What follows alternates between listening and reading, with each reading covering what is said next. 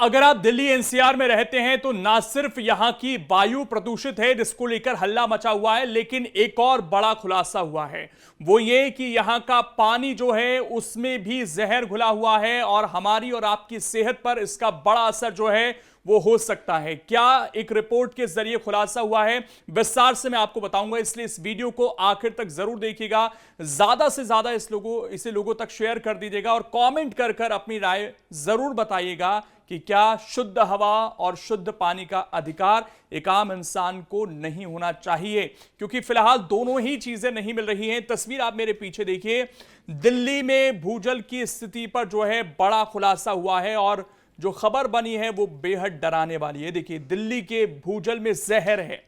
जी हां, कुछ ऐसे तत्व हैं जिसे जहर कहना गलत नहीं होगा। पानी पीने से कैंसर का खतरा है, बच्चों को हो सकता है ब्लू बेबी सिंड्रोम। क्या ये स्थितियां हैं, इनको जरा समझेंगे, लेकिन थोड़ा यहां पर खबर पर नजर डालिए आप। जो खुलासा हुआ है, राजधानी के भूजल में नाइट्रेट, फ्लोराइड, खारापन, क्लोराइड, आयरन, ये ऐसी चीजें हैं, यूरेनियम जैसे हानिकारक तत्व जो हैं तय सीमा जो है उससे कहीं ज्यादा जो हैं वो मिले हैं। और ये खुलासा जो हुआ है एनजीटी की एक रिपोर्ट के जरिए हुआ है, वो भी मैं आपको बता देता हूं। ये देखिए, ये महत्वपूर्ण है, CGWB, इसके जरिए जो है ये खुलासा जो है यहां पर देखने को मिला है। और एनजीटी को जो ताजा रिपोर्ट सौंपी गई है उसमें ये सारी चीजें जो है निकलकर यहां पर सामने आती हुई नजर आई हैं। तो ये बहुत बड़ा खुलासा है भूजल को लेकर जो हुआ है यहां पर, और इसमें बहुत सारी चीजें जो हैं जो मिली हुई हैं उनको लेकर गंभीर सवाल खड़े हो रहे हैं। कुल मिलाकर जो है जो जानकारी निकलकर सामने आई है वो ये है कि 103 सैंपलों की इसमें जांच की गई है और उसके बाद जो है ये खुलासा जो है वो देखने को मिला है। रिपोर्ट में 2023 के पूर्व मानसून यानी कि मई में लिए गए सैंपलों का विश्लेषण किया गया। 103 सैंपलों की जांच की गई जिसमें कई जिलों में समस्या जो है बेहद गंभीर पाई गई है। और सिर्फ जैसा मैंने कहा कि ना सिर्फ दिल्ली बल्कि इसमें एनसीआर, यूपी के भी कई जिले आ जाते हैं।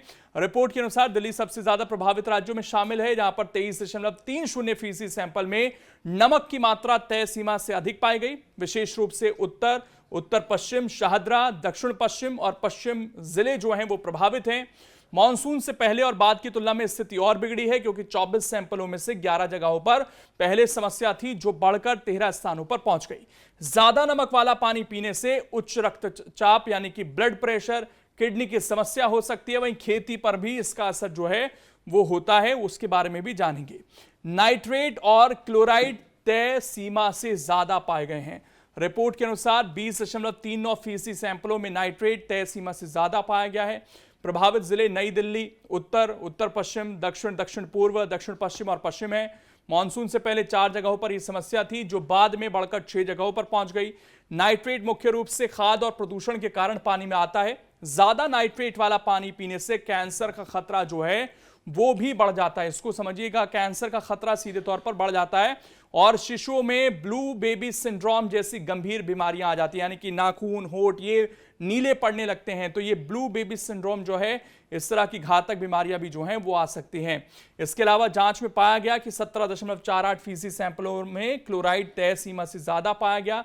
ज्यादा क्लोराइड वाला पानी पीने से स्वाद खराब होता है और लंबे समय में किडनी पर भी जो है इसका बुरा असर पड़ता है। हालांकि दिल्ली में तटीय इलाके जैसे प्राकृतिक समस्या नहीं है, लेकिन औद्योगिक प्रदूषण के कारण जो है क्लोराइड की मात्रा इसमें बढ़ रही है, ये यहां पर पाया गया है। 7.7% सैंपलों में यहां रेडियो एक्टिव तत्व भी मिले हैं। रिपोर्ट में बताया गया कि पूर्व, नजूलैंड और दक्षिण पूर्व जिलों में पानी में आयरन ज्यादा पाया गया, जिससे पानी लाल हो जाता है और लंबे समय तक पीने से पेट की समस्या हो जाती है। वहीं पूर्व और दक्षिण पूर्व जिलों में जो है आर्सेनिक की मात्रा अधिक है, जो त्वचा के कैंसर और अन्य गंभीर बीमारियों का कारण बन सकता है। यूरेनियम की समस्या भी गंभीर है, खासकर उत्तर, उत्तर पश्चिम, दक्षिण पूर्व, दक्षिण पश्चिम और पश्चिम जिलों में। यहां 7.77% सैंपलों में यह रेडियो एक्टिव तत्व पाया गया है। यूरेनियम लंबे समय में किडनी और कैंसर का खतरा बढ़ाता है। इसका असर जो है आपकी हड्डियों पर भी सीधे तौर पर पड़ता है। फ्लोराइड की अधिक मात्रा से हड्डियां कमजोर होती हैं।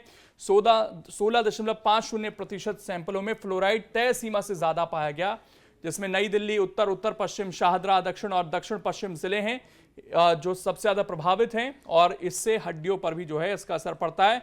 बच्चों में भी इसका असर ज्यादा है और इससे कहीं ना कहीं कई बीमारियां हड्डियों से जुड़ी उनको हो सकती हैं।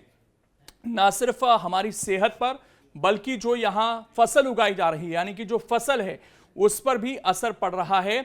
और ये बताया गया है कि इससे कहीं ना कहीं जो खेती है वो भी प्रभावित हो रही है। रिपोर्ट में बताया गया है कि खराब भूजल का असर दिल्ली और उसके आसपास की खेती पर पड़ रहा है। भूजल की सिंचाई क्षमता की जांच एसआरए और आरएससी के आधार पर की गई है। इसके अनुसार 12.62% सैंपलों में सोडियम का मध्यम स्तर पाया गया है, जो सिंचाई के लिए पूरी तरह खतरनाक नहीं है, लेकिन इसमें सावधानी बरतना जरूरी है। वहीं 7.7% सैंपल में आरएससी के आधार पर असुरक्षित पाए गए हैं। इसमें सेंट्रल, नई दिल्ली, उत्तर, उत्तर पश्चिम, दक्षिण और दक्षिण पश्चिम जिले जो हैं वो प्रभावित पाए गए हैं, यानी कि सेहत के साथ कृषि पर भी असर है। और आखिर में इसमें सिफारिशें क्या की गई हैं वो भी जान लीजिए आप। रिपोर्ट में भूजल की बिगड़ती हालत को सुधारने के लिए कई अहम सिफारिशें हैं। इसमें कहा गया है कि खेती में रासायनिक खाद का काम, जो रासायनिक खाद डलता है उसका इस्तेमाल कम किया जाए। वर्षा जल संरक्षण को बढ़ावा दिया जाए, यानी कि बारिश के पानी को स्टोर किया जाए ताकि भूजल को फिर से भरने में मदद मिल सके। दूषित इलाकों में लोगों को सुरक्षित वैकल्पिक जल स्रोत उपलब्ध कराने की जरूरत इसमें बताई गई है।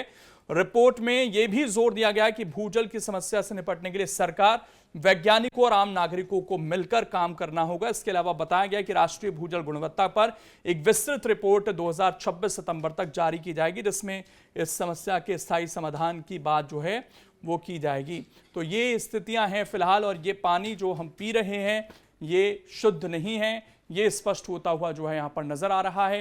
ये रिपोर्ट चौंकाने वाली है, क्योंकि ना हवा साफ है ना जल साफ है, और ऐसे में दिल्ली एनसीआर के लोग इस वक्त इन दोनों ही बेसिक चीज़ों के लिए जूझते हुए नजर आ रहे हैं, बीमार पड़ रहे हैं, अस्पतालों में लोगों की भीड़ बढ़ रही है, तमाम तरह की समस्याएं जो आ रही हैं, और इसका निवारण कब तक होगा ये सवाल यहाँ पर बना हुआ है। अगर आप ये वीडियो YouTube पर देख रहे हैं तो हमारे चैनल को सब्सक्राइब कर बेल आइकन दबाएं, और Facebook पर देख रहे हैं तो हमारे पेज को लाइक करें।